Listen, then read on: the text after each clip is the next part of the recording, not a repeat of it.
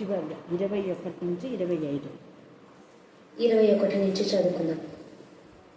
విశ్వసించు అతి పరిశుద్ధమైన దాని మీద మిమ్మును మీరు కట్టుకొనుచు పరిశుద్ధాత్మలో ప్రార్థన చేయుచు నిత్య జీవార్థమైన మన ప్రభువకు యేసుక్రీస్తు కనికరం కొరకు కనిపెట్టుచు దేవుని ప్రేమలో నిలుచున్నట్లు కాచుకొనియుండుడి. సందేహపడు వారి మీద కనికరం చూపుడి. అగ్నిలో నుండి లాగినట్టు కొందరిని రక్షించుడి. శరీర సంబంధమైన వారి అపవిత్ర ప్రవర్తనకు ఏమాత్రం నొప్పుకొనక దానిని అసహించుకొనుచు భయముతో కొందరిని కరుణించుడి. త్రొట్టిల్లకుండా మిమ్మును కాపాడుటకును తన మహిమ ఎదుట ఆనందంతో మిమ్మును నిర్దోషులుగాను నిలబెట్టుటకును శక్తి గల మన రక్షకుడైన అద్వితీయ దేవునికి మన ప్రభువైన యేసుక్రీస్తు ద్వారా మహిమయు మహత్యమును ఆధిపత్యమును అధికారమును యుగ యుగములకు పూర్వమును ఇప్పుడును సర్వయుగములను కలుగునుగాక. ఆమేన్ ఆమేన్ ఆమేన్. దేవుని వాక్యం దీవించి ఆశించి ఫలింపచేయునుగాక. ఆమేన్ ఆమేన్. పరిశుద్ధాత్మలో ప్రార్థన చేయుచు నిత్య జీవార్థమైన మన ప్రభువకు యేసుక్రీస్తు కనికరము కొరకు కనిపెట్టుచు దేవుని ప్రేమలో నిలుచున్నట్లు కాచుకొని ఉండుడి. కాబట్టి ఈరోజు మన ధ్యాన అంశం ఏంటంటే అతి పరిశుద్ధమైన దానిపైన కట్టబడుట. అతి పరిశుద్ధమైన దానిపైన కట్టబడుట అంటే దాని అర్థం ఏంటంటే కట్టబడుట అనే మాట మనం విన్నామంటే వెంటనే మనకి ఏం గుర్తొస్తాయి? కట్టున్నారు అంటే ఏం గుర్తొస్తాయి? ఇల్లు గుర్తొస్తాయి కదా. చూడండి, గమనించాలి. మీకు అంతా దేవుడు యేసు ప్రభువు చాలా సార్లు ఆ ప్రజలకంతా అర్థమయ్యేలా వాళ్ళలో చాలా మంది పామరులు ఉన్నారు. అప్పట్లో చదువుకున్న వాళ్ళు చాలా తక్కువ. అలాంటి పామరులకు అర్థమయ్యే విధానంలో వాళ్ళ చుట్టుపక్కల ఉన్నటువంటి పరిసరాలను చూపించే వాక్యం బోధించాడు. ఈ మధ్యాహ్న కాల సమయమందు కూడా పునరుద్ధరణ యేసయ్య మనలో మనతో మన మధ్య ఉండి నీకు నాకు అర్థమయ్యే విధానంలో బోధిస్తున్నాడు. ఏంటంటే మరి కట్టున్నారు కదా మీరు ఇల్లులు కట్టడానికి ఏం కావాలో చెప్పండి. ఒక్క రాయితో సరిపోతుందా? ఒక రాయితో ఇల్లు కట్టబడుతుందా? మళ్ళీ ఒక్కరోజు ప్రార్థనకు వస్తే దేవుడు కడతారా? చెప్పండి. ఒక్క నిమిషం ప్రార్థన చేస్తే అవుతుందా? కాదు. ఒక్క నిమిషం ప్రార్థన కాదు, ఒక్క రాయితో కట్టడం కాదు. ప్రతి సంఘంలో ప్రతి కాపరి ముఖ్యంగా ఈ అంశం చెప్పాలి. ఎక్కువ ప్రార్థన చేయాలి. అందుకే అంటాడు కదా, ఒక్క జనంలో కనడానికి ఒక్కనాటి ప్రసవ వేదన చాలునా అని ప్రశ్న వేస్తున్నాడు. అంటే దాని అర్థం ఏంది? మనం ఎల్లప్పుడూ ప్రార్థన చేయాలి అని అర్థం. హల్లెలూయా. మెలకుగా ఉండి ప్రార్థన చేయాలి అన్నది. మెలకుగా ఉండి ఎప్పుడైతే ప్రార్థన చేస్తామో ప్రతి శోధన పైన మనకు విడుదల వస్తుంది.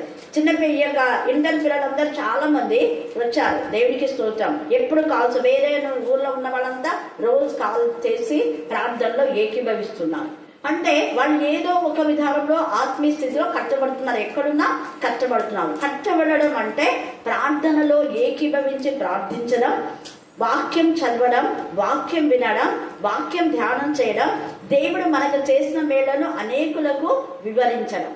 ఒక్క రోజు వివరిస్తే సరిపోదు. మళ్ళీ చెప్తున్నా, ఒక్క రాయితో ఇల్లు కట్టబడదు. ఎన్నో రాళ్ళు కావాలి. అంటే నువ్వు ఎన్నిసార్లు సాక్ష్యం ఇస్తే అంత ఆశీర్వాదం. అందుకనే యేసయ్య టోటల్ గా ఏం చెప్పేశాడు శిష్యులకు అంటే, ఒక్కసారి మీరు సాక్ష్యం ఇచ్చి బంద్ చేయమని చెప్పాలా? భూదిగంతాలకు అన్నాడు. భూమిని చుట్టేసరికి ఎన్ని రోజులు అవుతాయి? చనిపోయే వరకు ఇంకా సాక్ష్యం ఇస్తూనే ఉండాలి. ఇది కూడా అంతే. మన ప్రాణం పోయే వరకు మన వాక్యం వినాలి, వాక్యం చదవాలి, వాక్యం ధ్యానం చేయాలి. నీకు ఇచ్చినటువంటి మేలులను రోజు ప్రకటిస్తూనే ఉండాలి. ప్రతిరోజు ఎవరికి అయినా కూడా ప్రతి ఒక్కరికి ఏదో ఒక విధానంలో దేవుడు మేలు చేస్తూనే ఉన్నాడు. మరి మేలును మనం మర్చిపోవు. మేలును మర్చిపోతే విశ్వాసఘాతకం అవుతాం. అందుకే నిజంగా అతి పరిశుద్ధంగా ఉండేవాళ్ళు ఖచ్చితంగా అతి పరిశుద్ధత మీద మనం రోజు కష్టపడాలంటే ప్రతిరోజు వాక్యం పట్ల ఒక తపన మనకు ఉండాలి. ఎప్పుడెప్పుడు టైం అవుతుందా వాక్యం వినాలా? ఎప్పుడెప్పుడు మన పర్సనల్ ప్రేయర్ టైం కూడా మనం పెట్టుకోవాలి. ప్రతి ఒక్కరు ప్రేయర్ టైం పెట్టుకోవాలి. ఆ ప్రార్థన టైం చాలా చాలా ప్రాముఖ్యం. చాలా మంది అంటుంటారు వేగిజామున పేరుకుపోతున్నారని. నేను వేగిజామున కొన్నిసార్లు వాక్యం చెప్పినప్పుడు నేను చూసిన కొంతమంది నిద్రపోతుంటారు, వెంటనే నేను మళ్ళీ మేల్కొస్తుంటాను అనుకోండి. కానీ మనం దేవుని మందిరానికి పోయి నిద్రపోయి ఎంత వాక్యం విన్నా కూడా ప్రయోజనం ఉండదు. మెలకువతో ప్రార్థన చేయాలి, మెలకువతో వినాలి. అది నువ్వు ఎప్పుడు పోతున్నావా అనేది కాదు. నువ్వు ఎగ్జామ్లో లేయడం చాలా మంచిది, కానీ మనం మెలుగుతో లేకుండా నిద్రమత్తుతో విన్నా, నిద్రమత్తుతో ప్రార్థన చేసినా ఆ ప్రార్థనకు ఫలితం అనేది ఉండదు.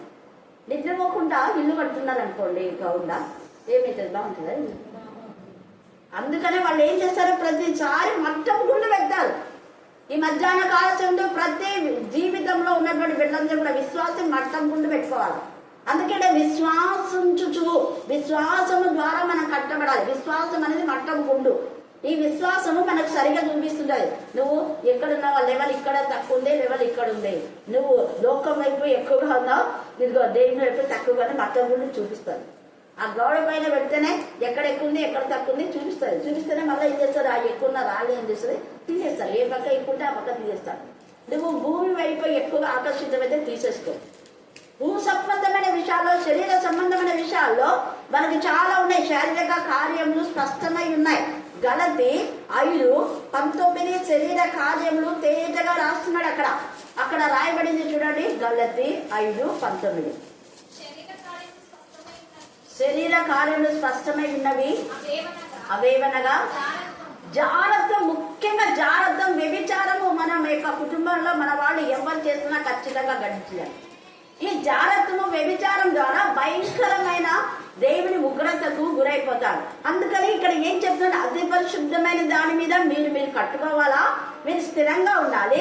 స్థిరమైన మీ ఇంటిలో అనేకులకు ఆశ్రయం ఇచ్చేవారుగా ఉండాలి. దాని అర్థం ఏంటంటే, మనం కట్టబడిన తర్వాత, మనం రక్షణలో స్థిరపడిన తర్వాత అనేక ఆత్మలను మన హృదయంలో ఉంచుకొని ప్రార్థన చేయాలి వాళ్ళ కోసం.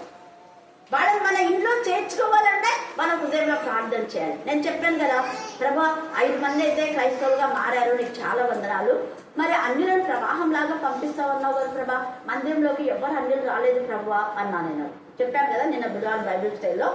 అయితే ప్రభు అన్నాడు, నీ హృదయమనే మందిరంలోకి వచ్చినారు కదా, ఎంత మంది అన్యుల కోసం నువ్వు ప్రార్థన చేస్తున్నావు, వాళ్ళందరూ ప్రవాహమే అన్నాడు. హల్లెలూయా, హల్లెలూయా. ఆ యొక్క స్కూల్లో ఉన్నప్పుడు అసలు తెలుసు బాగా, నిన్న కూడా గుర్తిస్తాక కొంచెం సమయం ఉందంటే ఎవరో ఒకరు కొబ్బరిని తేవడం, తల్లిదండ్రులు, స్టూడెంట్స్, మళ్ళీ మా బాయమ్మ, హిందువులు టీచర్స్, సమయం ఉందంటే పద్మా టీచర్, చాలా మంది ఇంకా నేను చెప్పలేను వాళ్ళ గురించి. తర్వాత నెరవాడ నుంచి ప్రభావత్ అని ఒక శివారెడ్డి కూతురు వచ్చేది, అక్కడ కూడా పరిచయం చేస్తున్నారు. ఎంఏ ఆ పాప. అక్కడ కొన్ని కుటుంబాలు మార్చమన్నాయి. ఇంకా ఇలాగా చాలా మంది ఉన్నారు. అయితే వాళ్ళందరూ మనం రక్షణ పొందినాక మన హృదయంలో వాళ్ళ కోసమే ప్రార్థన చేయడం ద్వారా నువ్వేం చేస్తున్నావంటే వారిని అగ్నిలో నుంచి లాగుతున్నావు. హల్లెలూయా. నీ ప్రార్థన శక్తి, నీ యొక్క విశ్వాసం. అందుకని విశ్వసించు అతి పరిశుద్ధమైన దాని మీద అంటున్నాడు అక్కడ. విశ్వాసం లేకుండా దేవునికి ఇష్టంగా మనం ఉండాలి. విశ్వాసం లేకుండా ఒక ఆత్మని ప్రభులోకి మనం నడిపించలేం. ఖచ్చితంగా మనకు ఉండాలి, దేవా ఈ ఆత్మను నేను ప్రభులోకి తీసుకొని వస్తాను, కాన్ఫిడెన్స్ మనకు ఉండాలి. ఒట్టి నమ్మకం సరిపోదు.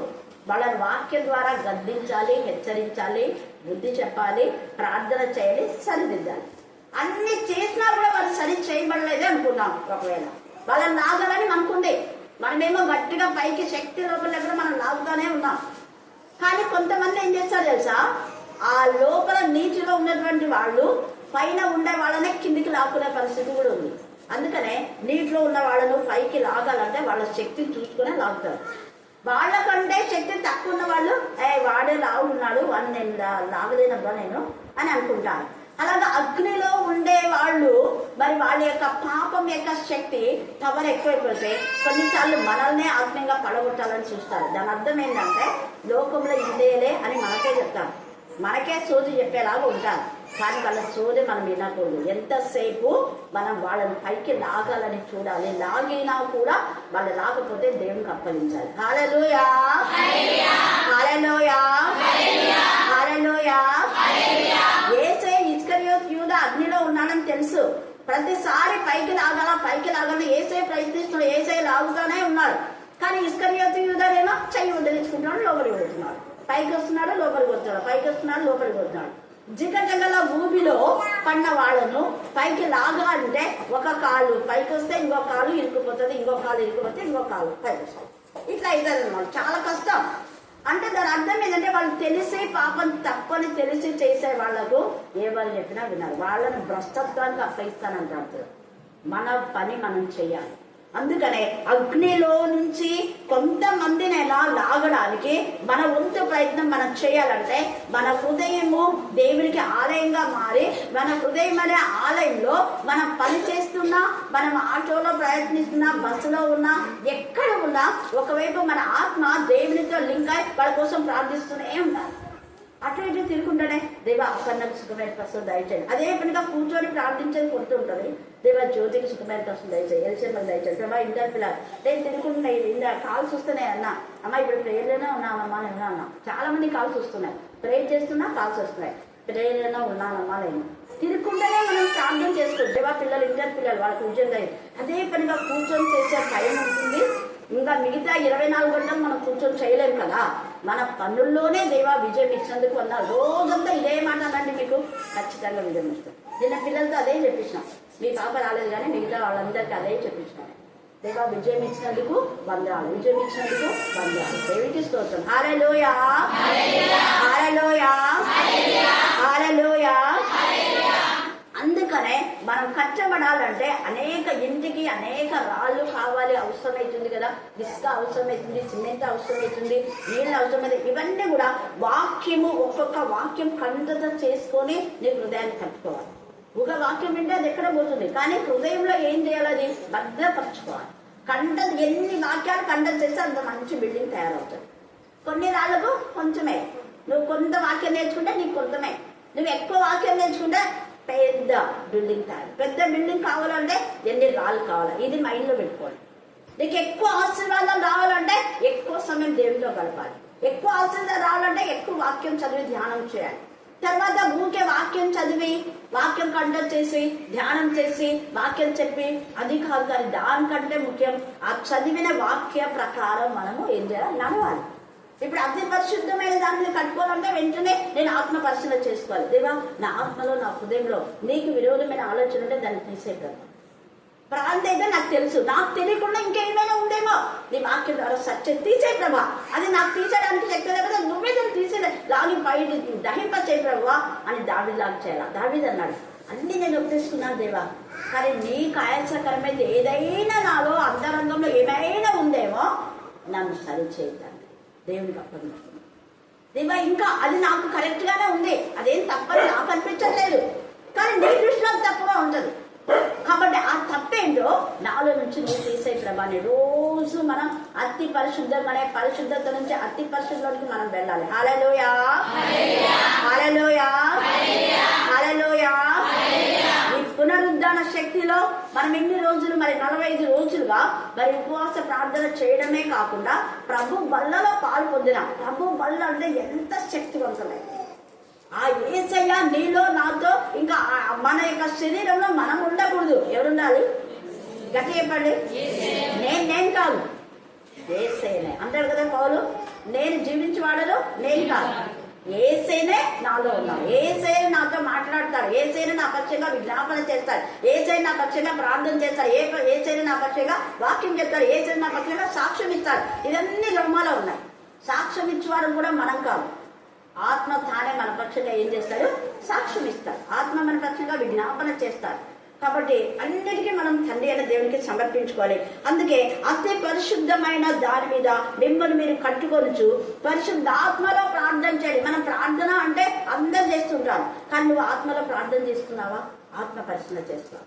పరిశుద్ధాత్మలోనే ప్రార్థన చేయాలి. ఆత్మతోనూ ప్రార్థన చేదును, మనస్తోనూ ప్రార్థన చేదును అంటారు కదా పౌలు ఎప్పుడైతే మార్చబడినాడో ప్రతిరోజు యేసయ్యకు నల్లగొట్టుకుంటున్నాడు శరీరాన్ని. ప్రభా నా శరీరం నల్లగొట్టుకున్నా ప్రభా, యేసు ప్రభు యొక్క శ్రమలో కొంతలో నేను భరించాలి అన్నాడు. ఆయన శ్రమలలో నా శరీరంలో కనబడుతున్నాయి అన్నాడు. మరి మన శరీరంలో ప్రభు కోసం శ్రమపడే ఆ శ్రమ, ఆ వేదన, ఆ కన్నీరు, ఆత్మల పట్ల భారం మనకు కొంతైనా ఉందా? ఉంటే దేవునికి స్తోత్రం. హల్లెలూయా, హల్లెలూయా, హల్లెలూయా. అందుకే అంటున్నాడు ఇక్కడ, నిత్య జీవార్థమైన మన ప్రభువు యేసుక్రీస్తు కనికరం కొరకు కనిపెట్టచ్చు. దేవుని ప్రేమలో నిలుచున్నటువంటి ప్రేమ అంటే, దేవుని ప్రేమ అంటే వాక్యమే. ఆది యందు వాక్యము నేను, వాక్యం దేవుడైనను, వాక్యమే శరీరధారి కృప సత్య సంపన్నుడుగా నీలో నాలో మనలో మనతో మన మధ్య నివాసం చేస్తుంది. మనకు కనపడదు కానీ ఉంది పరిశుద్ధ ఆత్మ నీలో నాతో. నీవు ఏడుస్తుంటే నీ కన్నీరు తుడుస్తున్నాడు, నువ్వు భయపడుతుంటే భయపడుతుందని చెప్తున్నాడు, నీకు వినిపించట్లేదు. ఆత్మలో ఉంటే నీకు వినపడతాడు. ఆయన నీతో ఉన్నాడు, ఆయన కనికరం మన తండ్రి. అందుకనే ఆయన కనికరానికి మనం అప్పగించుకోవాలి. తర్వాత అన్నాడు చూడండి, సందేహపడు వారి మీద కనికరం చూపండి. చాలా మంది అనుమానం ఉంటుంది, అనుమానం నుంచి మనం విడుదల పొందాలి. నిన్న కూడా మనం చెప్పుకున్నాం ఈ విషయాలు. తర్వాత అగ్నిలో నుంచి లాగినట్టు కొందరినైనా, ఇక్కడ అందరినని చెప్పాలా, కనీసం కొందరినైనా రక్షించండి మన వీధిలో వాళ్ళు. భూదిగంతాలకు వాక్యం చెప్పమంటే మనం గూడుల్లోనన్నా చెప్పుకున్నాం, చర్చిలోనే కాదు, మన చర్చికే పరిమితం కావులు. చాలా మంది చర్చిలో చెప్తేనే వాక్యం, చర్చిలో చెప్తేస్తేనే ప్రార్థన, చర్చిలో పాడితేనే పాట. అది తప్పు, చాలా చాలా తప్పు. నువ్వు రోజంతా 10 పాటలు పాడుకో, పని చేసుకుంటావు. ఒక అర్ధగంట పనిలో 10 పాటలు పాడేమా, పాడతాం. 5 నిమిషాలకు ఒక పాట, మరి ఇంకేమి. చూడండి, ఈ విధానంలో చెయ్యండి. మీరు ఎంత ఆశీర్వాదం ఉంటుందో చూడండి మీరే. అసలు నన్ను అడిగితే చర్చిలా పాడే కంటే మీరు వ్యక్తిగతంగా పాడేది చాలా ఆత్మీయంగా పాడతారు. ఎందుకంటే నేను కొంతమంది చర్చిలో పాడేటప్పుడు తప్పుపోతుందేమో, ఎవరు ఇస్తే ఏమనుకుంటారేమో, రాగం సరిగా రాకపోయేమో, గొంతు ఎండిపోతారు, ఇదే ఉంటుంది. ఈ టెన్షన్తోనే పాడుతుంటారు. పాడే వాళ్ళంతా టెన్షన్తోనే పాడుతుంటారు. అదే ఎవరు లేకుండా ఇంట్లో పాడండి, ఎవరు వింటే మీరని, లేకపోతే దేవుడు వింటున్నాడు చాలని చక్కగా పాడతారు. ఎంత చక్కగా ఆ టెన్షన్ అనేది ఉండదు అసలు. ప్రాణం చేసినప్పుడు కూడా యాడ్ మర్చిపోతామో, యాడ్ చేస్తామో, చేసిందే చేస్తాం, మళ్ళీ ఈ ఫాస్ట్ యాడ్ చేస్తాడో ఒకటే, దీంతో ఒకటి అని చెప్పి అనుకుంటూనే ఉన్నాం. కానీ అదే నువ్వు ప్రశాంతంగా ప్రాణం చేసుకో, ఎన్ని విషయాలు చేస్తావు. ఎంత పీస్ ఉంటుంది అసలు, ఎంత పీస్ ఉంటుంది. ఎక్కువ చేస్తే ఒకటి, తక్కువ చేస్తే ఒకటి. తక్కువ చేస్తే మనకు చెప్తున్నారు, ఎక్కువ చేస్తే వీళ్ళది ఒకటి. తొందరగా ముగించమా అంటారు. ఏం వాళ్ళ గొడవ. మనం మనస్ఫూర్తిగా ప్రాణం చేసుకోండి. ఎంత నోరు విప్పి ప్రాణం చేసుకోండి. అందుకే అసలు మేము చెప్పాం కదా, గిబ్సన్ చర్చిలో ఎంత హృదయపూర్తిగా ప్రార్థన చేశారు. శోభ వచ్చింది వినింది. ఒక ఆమె 7 నిమిషాలు చేసింది, ఒక ఆమె 5 ముగ్గురు చేసిన ప్రార్థన. ఒక్క మాట పాస్టర్ లేదు. ఎంత నీట్గా చేసినారు వాళ్ళు. ఆ ప్రార్థనంతా దైవికమైన విధానంలోనే. ప్రార్థన చాలా, పాట ఒక్కటే పాడింది, ఒక్క పాటనే. మొత్తం అక్కడ మామూలుగా 3 గంటల ప్రేయర్ సర్వీస్లో ఒక్కటే పాట, ప్రార్థన ఎక్కువ, వాక్యం ఎక్కువ, తర్వాత ఇంకా కొంతమంది గురించి చెప్పడం. చూడండి ప్రార్థన. అందుకే మన మందిరాలు ప్రార్థనా మందిరంగా ఉండాలి. ఆ గిబ్సన్ చర్చి ఎంతమంది ఆధ్యాత్మికంగా ఉన్నారు, చాలా మంది ఉద్యోగస్తులే ఉన్నారు. కారణం దేవుడు ఆశీర్వదిస్తాడు. హల్లెలూయా, హల్లెలూయా, హల్లెలూయా.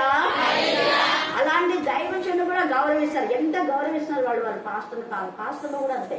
ఎంత అందరినీ కలుపుకొని పోతా ఉంది, ఒకరినొకరిని కాదు. అందరినీ ఎవరైనా చిన్న అట్లా పక్క వచ్చింటే రండి, ఇట్లా లైన్లోకి రండి అంటే ఉంది కదా పాస్టర్మ. అందరినీ కవర్ చేస్తా ఉంది. అది ఒక తల్లిలాగా, అంటే పిల్లలందరూ తల్లి మన పిల్లల్లాగానే చూసుకోవాలి. అలాగా అందుకే ఇక్కడ అంటున్నాడు కదా, ఎంత చక్కగా అగ్నిలో నుంచి లాగినట్లు కొందరినైనా రక్షించండి. శరీర సంబంధమైన వారి అపవిత్ర ప్రవర్తనకు మీరేం జరుగులు ఏమాత్రం ఒప్పుకోవద్దు. మళ్ళీ చెప్తున్నాడు పరిశుద్ధ ఆత్మదేవుడు. మీ దేవునికి విరోధమైన పాపకార్యాలు మన వాళ్ళు మన ఇంట్లో మన వీధిలో చేస్తుంటే ఒప్పుకోవద్దు. వీధిలో వాళ్ళందరూ గర్దిస్తే దేవునికి విరోధమైన వాళ్ళు వీధిలో ఉంటారా? ఉండరు కదా. మరి అంటున్నట్టు వాక్యం ఒప్పుకోవద్దు.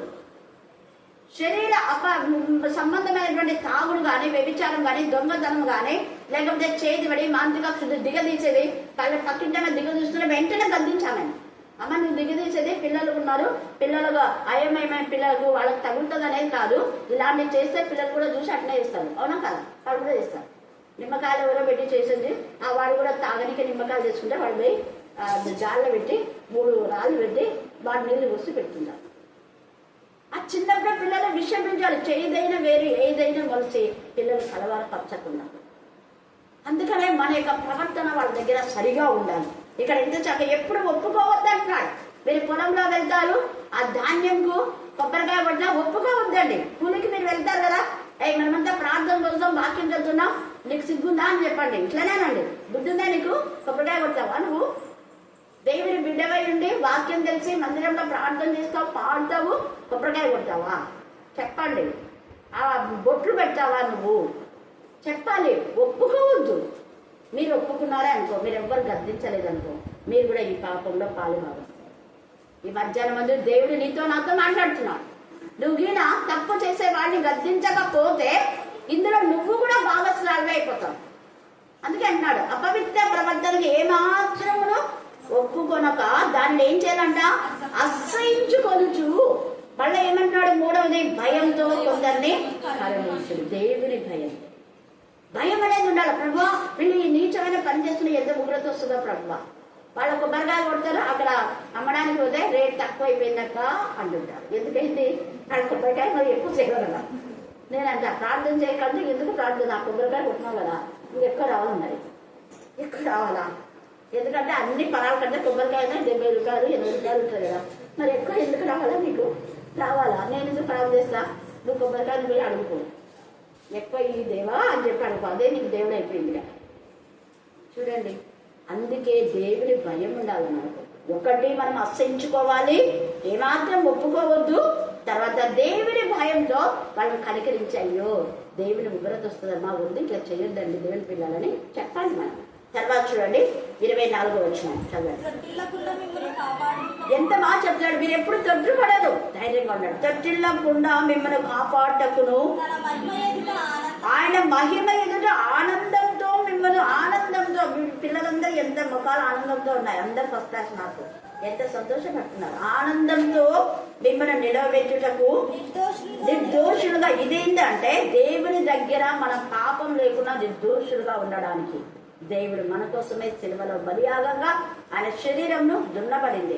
ఆయన శరీరం అంతా రక్తసిక్తం అయిపోయింది. ఆయన యొక్క ద్రాక్ష గెలలు, ద్రాక్ష పళ్ళను తొక్కి తొక్కి తొక్కి రసం ఎలా తీస్తారో అలాంటి విధానంలో యేసయ్య అనేకుల ద్వారా కొట్టబడినాడు, అనేకుల ద్వారా తొక్కబడినాడు, అనేకుల ద్వారా హింసింపబడినాడు, అనేకుల ద్వారా నిందింపబడినాడు, అనేకుల ద్వారా అవమానపరచబడినాడు. ఎందుకు? నీ అవమానం నా అవమానం, నీ బాధ నా బాధ, నా రోదన నీ రోదన, నా వ్యాధి నీ వ్యాధి అన్ని యేసే శరీరంలో ఉన్నాయి. అవి సమాధి చేయబడినాయి, యేసే శరీరంలో ఉన్నాయి. యేసే శరీరం ఏమైపోయింది? సమాధి చేయబడింది. సమాధిలో ఉన్నాయి, కానీ మరలా లేచినప్పుడు పునరుద్ధాన శరీరంతో లేచాడు. అంటే దాని అర్థం ఏంది? గింజ భూమిలో విత్తినప్పుడు బీజ కవచమంతా కుళ్ళిపోయి పప్పు పదార్థం, దాని రంగు, రుచి, రసన అన్ని మారిపోతాయి. మరి నువ్వు బాప్తిసం పొందే నీలో మార్పు ఉందా? గింజలాగానే ఉన్నావు. గింజ ఏ కలర్ లో ఉన్నావో బ్యాటరీని తీసుకున్నా కూడా అదే విధానంలో ఉన్నావేమో. ఆత్మ పరిశీలన చేస్తాడు. మనల్ని తొచ్చిల్లకుండా కాపాడే శక్తి దేవుడు మనకున్నాడు. కాబట్టి నిర్దోషులుగా మనం నిలబెట్టుటకు శక్తి గల మన రక్షకుడైన అద్వితీయ దేవునికి మన ప్రభు అయిన యేసుక్రీస్తు ద్వారా మహిమయు మహాత్మ్యమును ఆధిపత్యమును అధికారమును యుగములకు పూర్వములు ఎప్పుడును సర్వ యుగములు కలుగాక. అంటే స్తుతి ఇది. కాబట్టి రోజు మన దేవుని స్తుతిస్తూ ఉండాలి. స్తుతుల మూలంలో ఆశ్రయ దేవుడు. ఆయన చేసిన వేళలో దేనిని మరవద్దు. మళ్ళీ మళ్ళీ చెప్తున్నాం, పరిశుద్ధంగా కట్టాలి అంటే ముందు మన చుట్టూ ఉన్నటువంటి అపవిత్రతను మనం తొలగించుకోవడానికి ప్రయత్నం చేయాలి. అపవిత్ర ప్రవర్తనకు ఒప్పుకోకూడదు, దాన్ని అసహించుకోవాలి, ఖండించాలి. వాళ్ళకి ఏ విధానంలో అయినా పరిశుద్ధతలోకి నడిపించాలా ప్రయత్నం చేయాలి. ఎందుకంటే ఒకరు అపవిత్రపరచబడితే వీధంతా ఏమైపోతుంది? అపవిత్ర. ఒకరి నుంచి ఒకరు నేర్చుకుంటారు, ఒకరి నుంచి ఒకరు నేర్చుకుంటారు. ఒక వీధిలో కరోనా ఉందంటే ఆ వీధిలోకి రానికి కూడా భయపడతారు. మరి ఒక వీధిలో దేవుడికి విరోధమైన పాపం జరుగుతుందంటే ఎంత మనం అలర్ట్గా ఉండాలి. కాబట్టి మరి చాలా కాల సమయమందు పరిశుద్ధతలో నుంచి అతి పరిశుద్ధలోనికి మనం దేవునికి మహిమకరంగా మన జీవితాలు పట్టుకుందాం. దేవుడు ఈ లేఖన భాగాన్ని దీవించి ఆశీర్వదించుగాక. ఆమేన్, ఆమేన్, ఆమేన్. చివరి ప్రార్థన. ఆత్మలందరినీ ప్రభా మీ సన్నిధానంలో ప్రభా మీ కరుణాపీఠంలో మమ్మల్ని అందరినీ చేర్చి ప్రభా మిమ్మల్ని స్తుతించుటకు ధ్యానించుటకు ప్రభా వాక్యం ద్వారా మేము తృప్తి పొందడానికి మీరు ఇచ్చిన శ్రేష్టమైన ధన్యతను బట్టి మీకు వందనాలు యేసయ్యా. అర్హత యోగ్యత లేనప్పటికీ తండ్రి మీరు తండ్రి మమ్మల్ని పేరు పెట్టి ఇక్కడికి రప్పించారు యేసయ్యా. తండ్రి మేమేం తెలుసుకోవాలో ఏం నేర్చుకోవాలో తండ్రి మీ కుమార్తె ద్వారా ప్రభా తేటగా సూటిగా స్పష్టంగా తండ్రి మమ్మల్ని హెచ్చరించిన విధానంలో బట్టి మీకు లెక్కలేనని స్తుతులు స్తోత్రంలో చెల్లిస్తున్నాం యేసయ్య.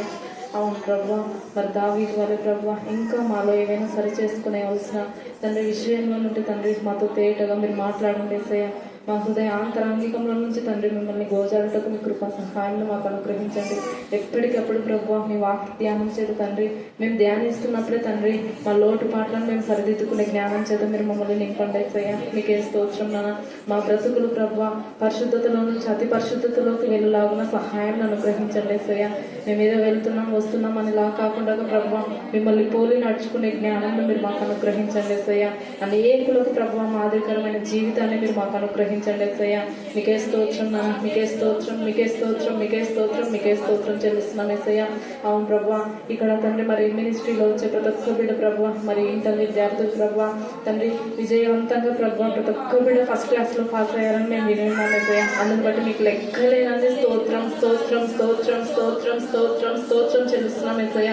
అవును ప్రభు మినిస్ట్రీలో ప్రభు మేము ప్రభు పేరు పెట్టి పిలిచి ప్రభు ఆ బిడ్డలందరి కొరకు ప్రార్థన చేసిన విధానం తండ్రి విఫలం అవ్వకుండా ప్రభు మా జీవితాలు మీరు వెలుగుతో నింపిన విధానాన్ని బట్టి మీకు వందనాలు యేసయ్య. ఆ బిడ్డలందరి కోసం ప్రార్థించిన తండ్రి అక్కను బట్టి మీకు వందనాలు యేసయ్య. తల్లిదండ్రులు ప్రభు సంతోషాన్ని చూసి అక్క ఎంతగానో మిమ్మల్ని స్తుతిస్తున్న విధానాన్ని బట్టి మీకు వందనాలు యేసయ్య. మరొకసారి ప్రభు ఆ బిడ్డలందరి తరపున ప్రభు వారి తల్లిదండ్రుల తరపున తండ్రి మిమ్మల్ని మేము స్తుతిస్తున్నాం యేసయ్య. బిడ్డలందరికీ మీరు మంచి ఫలితాన్ని ఇచ్చిన విధానాన్ని బట్టి మీకు లెక్కలేనని స్తోత్రములు స్తోత్రములు స్తోత్రములు స్తోత్రములు చెల్లిస్తున్నాం యేసయ్య. నెక్స్ట్ ప్రభు మరి ఫర్దర్ ప్రభు ఆ బిడ్డల జీవితం తండ్రి ఎలా ముందుకు నడవాలో ప్రభు మీరు ఆ బిడ్డలతో మాట్లాడండి యేసయ్య. మీకే స్తోత్రం, మీకే స్తోత్రం, మీకే స్తోత్రం, మీకే స్తోత్రం, మీకే స్తోత్రం చెల్లిస్తున్నాం యేసయ్య. ఆశల ప్రాణాలను మీరు తృప్తిపరిచే దేవుడు యేసయ్య. మిమ్మల్ని ఆనుకొని ప్రభు మిమ్మల్ని హత్తుకొని జీవించే భాగ్యాన్ని మీరు మాకు అనుగ్రహించండి యేసయ్య. మీకే స్తోత్రం నాన్న. మీకే స్తోత్రం, మీకే స్తోత్రం ప్రభు. మీరు ద్రాక్ష వల్ల అయితే మేము తీగలుగా ఉండేలాగా సహాయాన్ని అనుగ్రహించండి యేసయ్య. తండ్రి మీ యందు మేముండి ప్రభు ఆకాశపు వాకిలను విప్పి తండ్రి మీరిచ్చే పట్టజాలనంత ఆశీర్వాదాలు అన్నింటినీ మేము పొందుకునే బిడ్డలుగా ప్రభు మీకు ఇష్టమైన బిడ్డలుగా మేము ఉండులాగా మమ్మల్ని ఆశీర్వదించండి యేసయ్య.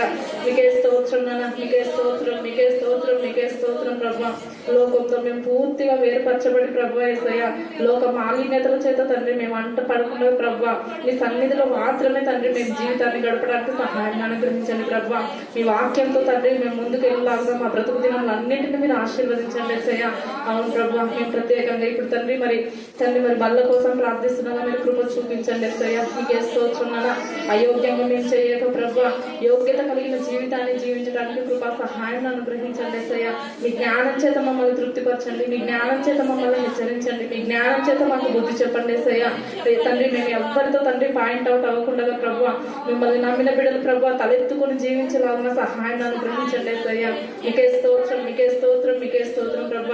మరి అన్నింటికంటే ముఖ్యంగా ప్రభు మా జీవితం కోసం అయితే తండ్రి మా బ్రతుకు కోసం అయితేనే మా క్యారెక్టర్ కోసం అయితేనే ప్రభు ఆత్మీయ జీవితంలో మేము ముందుకు నడవడానికి ప్రభు మాకు బ్యాక్ బోన్ గా ఉండి నిరంతరం ప్రభు తండ్రి మరి ఫ్యామిలీని వదిలి అన్నింటిని వదిలి మా కోసం ప్రభు ప్రార్థిస్తున్న అక్కను బట్టి మీకు వందనాలు స్తుతులు స్తోత్రములు స్తోత్రములు స్తోత్రములు స్తోత్రములు స్తోత్రం చెల్లిస్తున్నాం యేసయ్య. వీడ శారీరకంగా మానసికంగా ఇంకా బలపడలాగిన సహాయాన్ని అనుగ్రహించండి. అన్నిటికంటే ముఖ్యంగా ప్రభు ఇంకా ఆత్మల భారాన్ని కలిగి ఉండలాగిన మీ అక్కడి శక్తితో నన్ను నింపండి యేసయ్య. నీకే స్తోత్రం నాన్న. నీకే స్తుతులు స్తుతులు స్తుతులు స్తోత్రములు చెల్లిస్తున్నాం యేసయ్య. అలాగే ప్రభు ఇక్కడ చేరిన ప్రతి ఒక్క బిడ్డను తండ్రి మీ గాయపడిన హస్తం చేత ముట్టండి యేసయ్య. తాకండి. ఏ బిడ్డ ఏ హృదయ వాంఛతో వచ్చిందో, ఏ సమస్యతో వచ్చిందో ప్రభు, ఏ బాధతో వచ్చిందో, ఏ ఆశతో గాక ఈరోజు చదివిన ఈ లేఖన భాగ ప్రకారం మనం జ్ఞాపకం చేసుకుంటే మన జీవితాల్లో ఆత్మ ఎవరేమన్నారు అని చెప్పింది అక్క.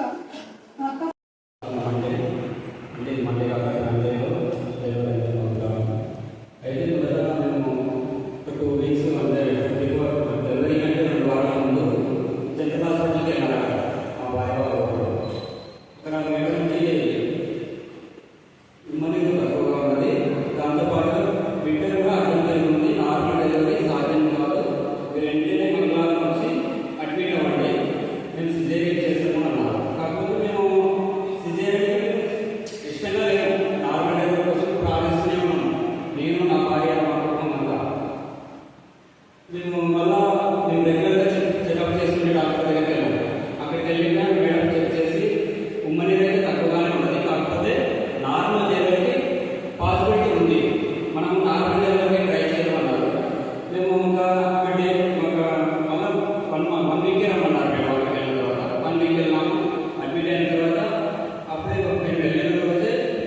పెయిన్స్ కూడా స్టార్ట్ అయ్యాయి. ఇంకా దేవుని దయ వల్ల మేము ప్రార్థనలో ఉన్నాము.